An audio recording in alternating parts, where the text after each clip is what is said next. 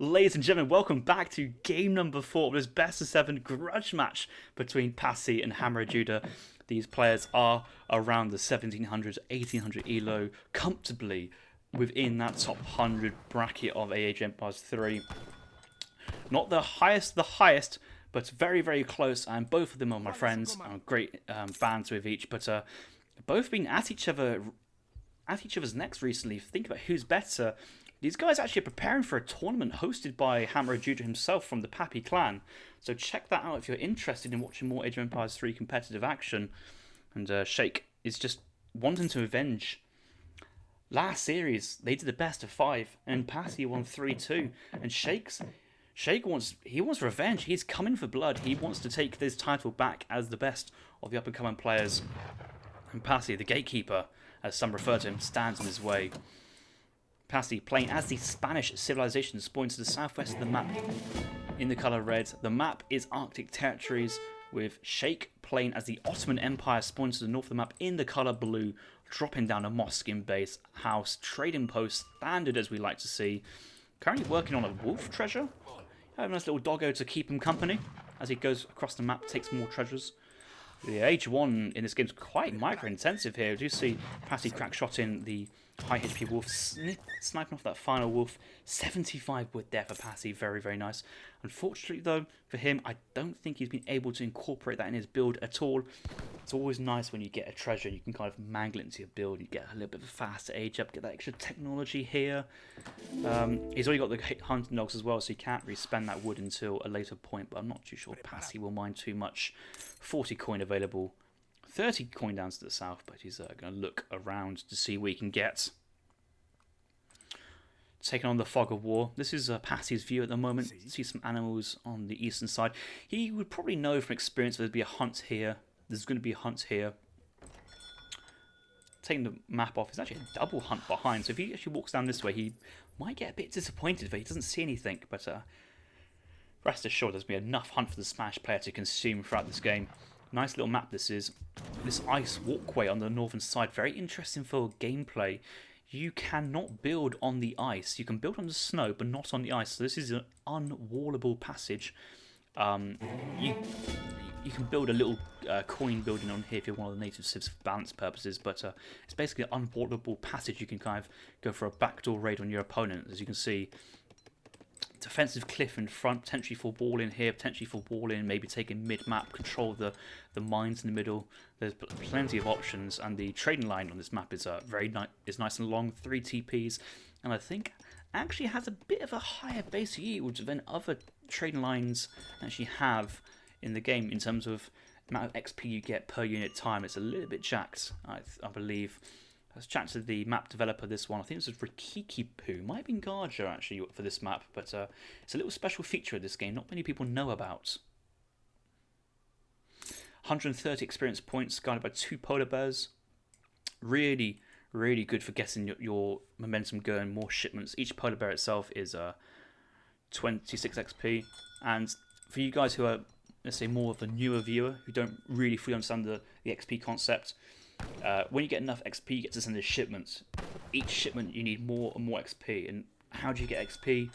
You build stuff, you make stuff, you kill stuff, and you can take treasures and XP bounties from trading posts. And all that allows you to send one of these cards called a shipment.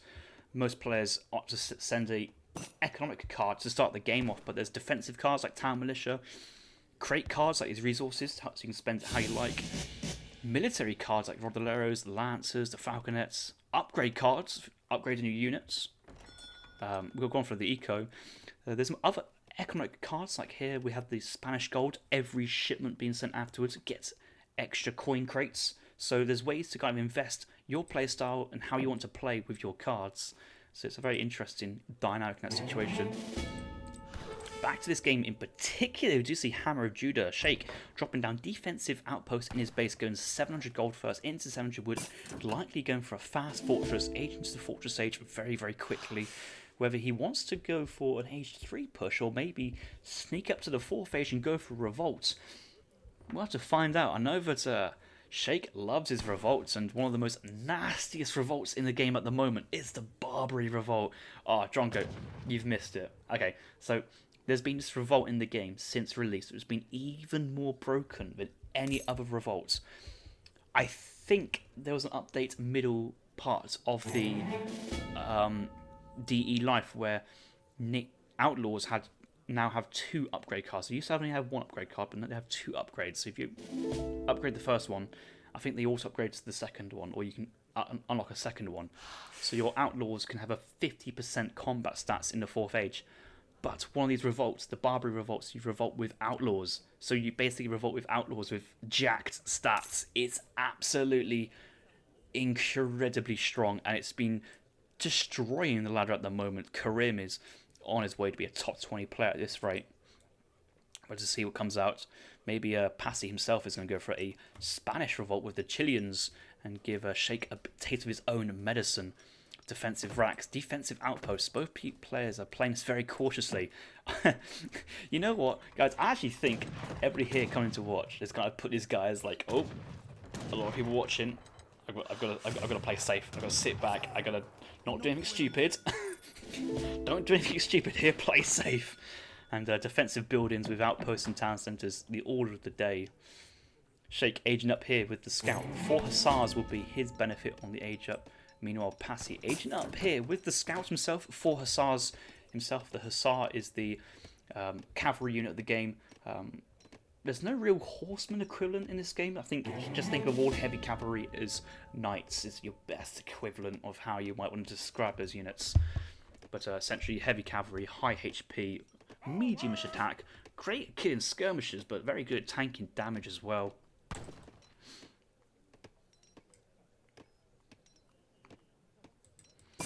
Ottoman Explorer moving forward, looking to scout to see what's going on. Does see defensive 5 musks, a couple of houses being thrown down as well. What does Passi see? He sees defensive outposts. He saw maybe a couple of those crates being dropped as well. So both players are very confident in each other. Strategy. Passi getting up at 7 minutes and 20 seconds. Shake aging up to the 3rd age just behind. Spanish player now sending falconets. Double batch of Jans here from Shake, though. I think he's also going aggressive. We're going to have a kind of a heads-up fight in the 3rd age between both players. Both players going for Musketeer, Hussar, Falconet combo. 4 Huss from Shake. Run past Spanish Hussar, Dogs and Musketeers. They're moving back. Falc's being called here by the Ottomans. The Spanish are also sending it in the Falconets. Spain's bonus is to receive more shipments than any other civ possible, so already has access to their next shipment.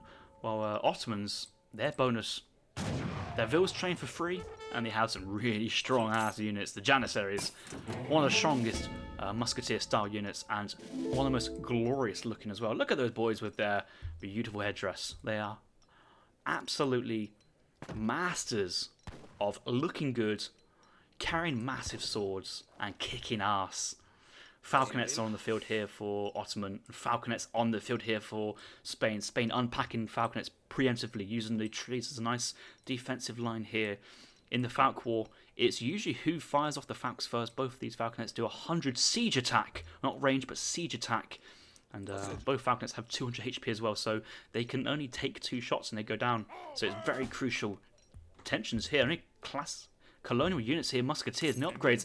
Do you see the veteran Jans? The Falcons are coming, but Passi's packed up. Passi's chasing across the map. Oh, no. He's doing it so right that he packed up. He just lost.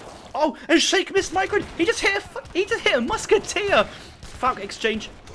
Lances on top of the Janissaries. Where's the rest of the infantry here from Shake? What was he sending? He sent in 8 Jans, but is there Jans at home? There's Jans at home. Oh no.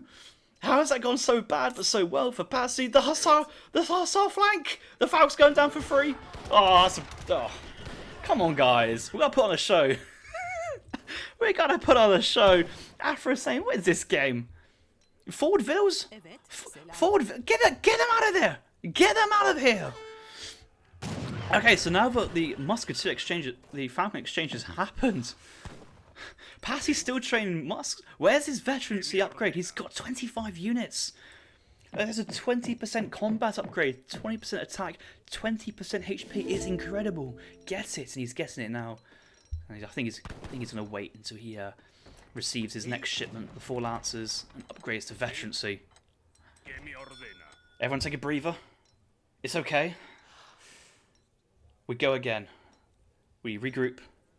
We smash it. What's Shake's plan? Look at his food count. Gathering lots of food, not much gold. Shipment available. Could send in defensive outposts or a fort. 8 guns is potential. Yeah, he's going for the Spahi. Yeah, he's going Spahi, I think. This is going to be great.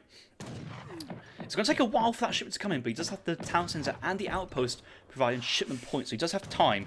Shipments in. Spahi is sent. They're on their way. Janissaries are waiting around the side. Kind of wants to try and keep gathering resources and try and get Minutemen to come out. Oh no, the Lancers, they've seen the Jans. They're trying to go see it, but the path blocking the entire army's on the wrong side of the buildings. And Hammer of Judah is trying to make buy as much time as possible to get away from the Spanish musks. Wait for the heavy cavalry here of Osman to come in and do exceptionally well versus Lancers. The musks may be a bit of a problem, but 75% of the Spahi is away, and they might pop out here from this forward outpost. Shipment point selected. I think we're going to see a massive engagement here. 3, 2, 1. Everybody hold onto your seats. Jan's going to the melee. Spahis do come up behind, but the wrong town shipment point. Most of the Jans are already going down behind, and the Spahis engaging heavy cavalry with splash damage, but Musketeers getting their bayonets that are going to cut this cavalry down. Lancers with their spears, actually very good versus infantry. They kind of counter that, but Musketeers getting a great engage. There's the melee mode. Nice bit of micro there from Passi, showing us how it's done, and the cavalry goes down. The game's called GG. From Passi almost losing the Falk trade for free to come back like that. That was good. The Spahi is a nice idea, but the problem is that the Musks are just too good anti-cavalry in mass, and the Spahi are not tanky enough, let's say, especially when most of your Janissaries just being picked off there by the Lancers. Good game though. That was exquisite. There you go. 3-1 there for Passi. This is a best of 7, so we've still got another potential games to go. Shake is not going to end this series without playing Spain himself. I'm absolutely sure. So we're going to see Shake's #1 civ, the Spanish, come out afterwards. And good showing there from Passi from a civ he doesn't play often as well. Very defensive, very careful game for both players. Could have gone so wrong for both players. I think Shake needed to wait for his 8 Jans. Quite often you see Ottoman players go 8 Jans first into 2 Falcon instead of 2 Falcon to 8 Jans for that reason, but you just didn't have enough units to cover that Janissary mass at that moment in time.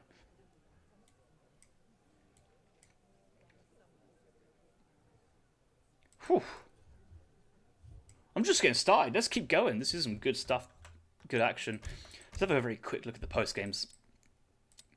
Probably not too much to see here. Most of the resources were coming from crate shipments at 700 gold into 700 wood.